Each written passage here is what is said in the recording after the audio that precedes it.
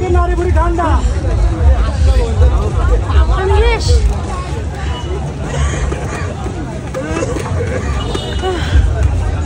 সাধারণত 3 জাতীয় খাবার খাইতে পছন্দ করি: টক, ঝাল, মিষ্টি।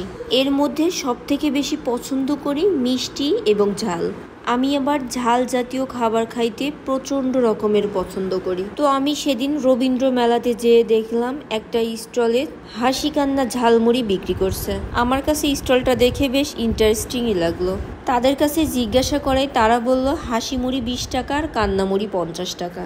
আমি আবার তাদেরকে বললাম যে এখানে কান্না মুড়ি 50 টাকা হওয়ার কারণ কি। তো সে আঙ্কেলরা বলল যে এই মুড়িটা এতটাই ঝাল যে আপনি খাইলে কান্না করে দিবেন। কি অদ্ভুত ব্যাপার, তাই না? এখানে হাসির থেকে কান্নার মূল্যটা বেশি। তো আমি যেহেতু চরম লেভেলের ঝালখোর, তাই আমার খাওয়ার ইচ্ছা জাগলো যে দেখি এটা আমি খাইতে পারি কিনা। অনেক সাহস নিয়ে বিসমিল্লাহ বলে খাওয়া শুরু করে দিলাম।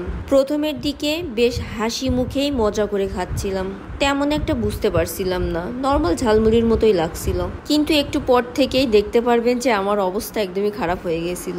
ঝালমুড়িওয়ালা মামা বলছিলেন এই মুড়িটা কেউ পুরোটা শেষ করতে পারে না। এই যে এখান থেকে আমার অবস্থা একটু একটু খারাপ হতে শুরু করে দিছিল।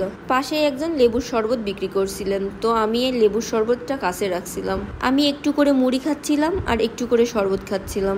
আপনারা এখানে মুড়ি আর ঝালের পরিমাণটা দেখলেই বুঝতে পারবেন। এখানে দেখেন মুড়ি খাইতে খাইতে আমার অবস্থা একদমই খারাপ হয়ে গেছে। অলরেডি মাথা ঘোরা শুরু করে দিয়েছিল, চোখ দিয়ে পানি আর ঘামতে শুরু করে দিয়েছিলাম। খাওয়ার পর বুঝতে পারছিলাম এই মুড়িটার নাম কান্না ঝালমুড়ি হওয়ার যথেষ্ট কারণ আছে। আমার অবস্থা দেখে পাশের এক আঙ্কেল নারিকেলের খাজা বিক্রি করছিলেন, তো উনি আমাকে দিয়েছিল যে এটা খাও, খাইলে ঝালটা একটু কম লাগবে।